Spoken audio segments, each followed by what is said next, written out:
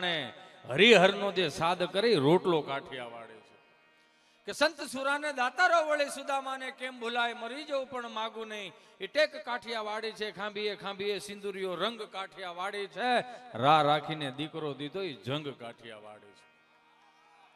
કે ન ખાવાનું ખાવા માંગ્યું મહેમાન મહાભારાડી છે, ખાંડણીએ ખંડાણો એનો બાપ કાઠિયા વાડી છે ને લાકડી લઈને તોપુ તકેડી ગાંધી પણ કાઠિયા વાડી છે. અને ગોકળીઓમાં ગમ્યું ને મથુરા વેલી ભાગ્યો અને જ્યાં રણ રણ જઈને છોડ થયો ભલા માણા કૃષ્ણ પણ કાઠિયા વાડી છે. આપણે બહુ ભાગ્યશાળી છીએ, ગુજરાતમાં જન્મ લીધો. હવે 2 મિનિટ માટે મારે ખાલી એક વાત કરી દેવી છે, જો શાંતિ રાખો તો. નકર તો પછી આમાં તો ત્યાં સમય નાતા શું વાર લાગે હે ભાઈ.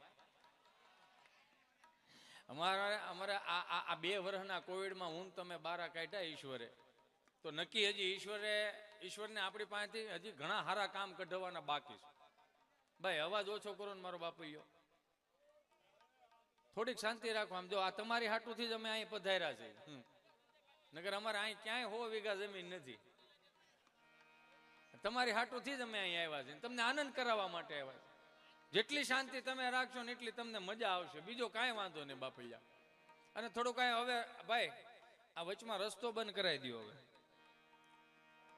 રસ્તો બંધ કરાવી દો, આવવાનું જ બંધ કરાવી દો, કેમ કે હવે અહીં જગ્યા જ નથી. સમજો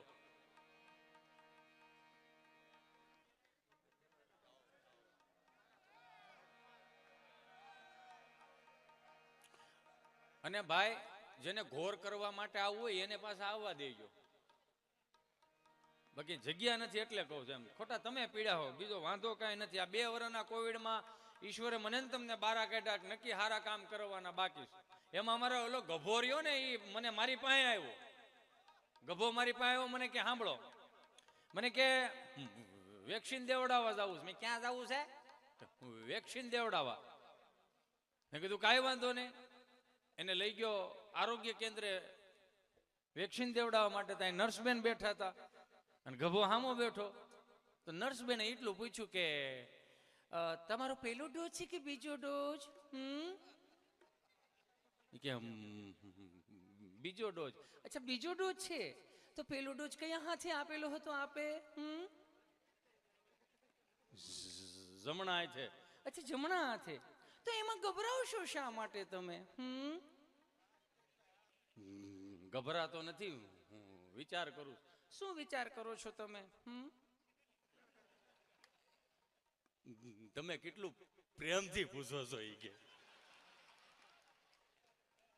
પણ એમાં શું થઈ ગયું? એ તો અમારું કામ છે પ્રેમથી પૂછવાનું, એમાં થઈ શું ગયું? તમે પ્રેમથી પૂછો છો. લોકડાઉનમાં ઘર બહાર નીકળ્યા ને પોલીસ વાળા સાહેબે જે મોર બોલાવ્યા, એને ન પૂછ્યું કે આ સર્કલ ઉપર તમારો પહેલો ડોઝ છે કે બીજો ડોઝ? અને સિસ્ટર બેન હા ભળી ગયો, આટલું બધું પ્રેમથી ન પૂછતા કેમ? ભારત સરકારે 3 ડોઝ નું કીધું છે, અમે 8 ડોઝ થી વ્યાજ આવું. કેવું હે ગજબ. ઈશ્વરની કૃપા છે આપણી માથે, સમજો. અને સારા કામ કરવા માટે જ મને તમને અહીંયા કાંઈક ઉપસ્થિતિ રાખી છે. આ વર્ષોથી આદિ અનાદિથી આ બધું રોટલાનું હાયલું આવે છે. તમે વિચાર તો કરો. ટુકડો અહીંયા હરી ઢુકડોની ભાવનાથી આ જલારામ બાપા મને તમને કઈક એવી રાહ દેખાડતા ગયા છે. 5 આંગળા ભેગા કરીને કઈક આપ્યું હોય ને ભાઈ, તો ઘેરે છોકરા હારા થાય. નકર નથી અમુક મમ્મીઓ એમ કહેતી બેટા ચીંટુ જો તારા ડેડી આવે ચલો બેટા પાણી ભરી દો. વળી ચીંટુડું હું કે ભાઈ એને આ ચીંટુ પી લે કર મોટું. આને આ અત્યારથી પાણી નથી ભરી દેતું તો આ હેનો વાસ નાખે. આ કઈ આ હરાજ ન કરે, આ ગૂગલ પે કરે. સીધું છે યાર. આ લોકડાઉન ની અંદર મને તમને ખબર છે, અડધાની નિહાળ્યું ખુલી અને અડધાની નહોતી ખુલી. એમાં એક છોકરાને મારથી પૂછાઈ ગયું. મેં કીધું અહીંયા હાલ. હું છે નહીં અહીંયા હાલ. મેં કીધું અહીંયા તું કરે. મેં કીધું મોટા ભાઈ અહીંયા આવો. મેં કીધું આ તારા 4થા ધોરણની નિહાળ ખુલી નથી, તે સ્કૂલ ડ્રેસ શું કામ પહેરી લીધો? એ તો માર બાએ મને કીધું તું પહેરવા કાઢ નાખો નકર પડ્યો ટૂંકો થાય. એ પડ્યો ટૂંકો થવાની સિસ્ટમ આપણા ગુજરાતી પાસે છે. ગુજરાતી સમજવો, ગુજરાતી વ્યક્તિને સમજવો ની અઘરો બહુ. પૂછો કેમ? કેમ કે ખાઈ ખાઈને હાલવા જાહે, હાલીને પાછા ખાહે. વજન વધારવા જાવ છો, ઘટાડવા જાવ છો, એ મૂળ ન થયેલું. તમને ખબર છે કે આપણી બાઈ આપણને જેટલો પાકો માલ ખવડાવ્યો, પાકો માલ એટલે જેની ઘેરે ગાયું ભેહું બાંધા રહેતા હોય ઈ પાકો માલ ખાય. અહીંયા મારો માલધારી સમાજ ઘણો બેઠો, એને એક વખત જોરદાર તાળીઓથી વધાવો બાપૈયો. પાકો માલ એટલે ગાયું ભેહું બાંધા રહેતા હોય, દહીં, દૂધ, ઘી, છાશ, માખણ, સુરમાના લાડવા, ઉખડી, દૂધપાક, એને પાકો માલ કહેવાય. અને આપણી બાઈ આપણને ખોળામાં બેહારીને જેટલો પાકો માલ ખવડાવ્યો એટલો જ અહીં નાકેથી ઘાટો માલ આવતો. એ ગામડાના ડોક્ટરો પાછા એવા બિચારા ડિગ્રી વગરના ડોક્ટર, પણ અનુભવ બહુ મોટો. બા બિચારી કાખમાં નાખીને એ ડોક્ટર સાહેબ પાસે લઈ જાય. ડોક્ટર સાહેબ પાછા અડધી બીકથી આખો રોગ કાઢી નાખે. ઇન્જેક્શન ભરે, ઊંચું કરે, એટલું જ કરે, પછી પૂછે હું થાય તો ભેરું હેનું છે એને જોયા જેવું. પાકો માલ અને કાચો માલ. કાચા માલમાં અત્યારના છોકરાઓને જો કાચો માલ બહુ ખાય, પાકો માલ નથી મળતો. મહાનગરોમાં જે રહ્યા એ તો સારું છે મારા વાલાઓ, આપણે આ ગામડાની અંદર ગાયું ભેહું બાંધા રહે છે. આ મહાનગરોમાં કોણ કયા પ્રકારની ભેહું છે એ જ નથી ખબર પડતી. વિયાતી નથી, નગરું દૂધ દે જ કરે. ચાય તો કે અમે ખૂટવા નહીં દે, ઘી તો કે ખૂટવા નહીં દે, માખણ તો કે ખૂટવા નહીં દે. અને વાર તહેવારે માવો તો એમ મળે કે જાણે ભેં સીધો માવાનો પોદળો કરતી હોય. લા કઈક રીત રાખો, હારો પાકો માલ ખાઓ. સહજ છે યાર. પાકા માલમાં ને કાચા માલમાં ફરક કેટલો, આટલી વાત પૂરી કરી અને મારે ભાઈ શ્રી દેવાજભાઈ ખવડને રજૂ કરવા છે.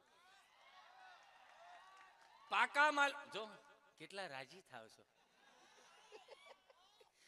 પાકા માલમાં કાચા માલમાં ઉમેશભાઈ ફરક કેટલો. કાચા માલ વાળું છોકરું ધોડ્યું જતું હોય, પડી જાય, સોંટી જાય, ઊભું નથી થઈ શકતું. પાછું પડ્યું રાડ નાખ, મમ્મી પાછી આમ હાફળી ફાફળી થઈ જાઓ, પીએચડી કરેલી હોય એમ. અરે ચિંટુ બેટા આવી રીતે પડાય બેબી. તો કઈ હું પડવાના ઓપ્શન આવે? ઊંધે માથે પડો, આડા પડો, અવળા પડો. પડ્યો છે તો ઉભો કરીને એને ઉભો કરે તો આમ કપડા ખખરે. નહીં બેટા નહીં, મારે સાવજ સાવજ. પડ્યું છે ને ઊભું નથી એકતું પાછું સાવજ, એના કપડા ખખેરે. આમ કપડા ખખેરે ને સાને રાખે. નહીં બેટા નહીં, રડવાનું નહીં બેટા. હવે એની જગ્યાએ બાપ છોકરાને સાનો રાખતો હોય તો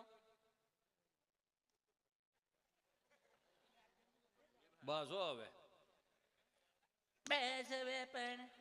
હવે સાનું રાખે છે રોવરાવે એ હેળ હુસતી નહીં. અને 30 વર્ષ પેલા આમ જેને જેને પાકા માલ ખાધા એની વાત કરો.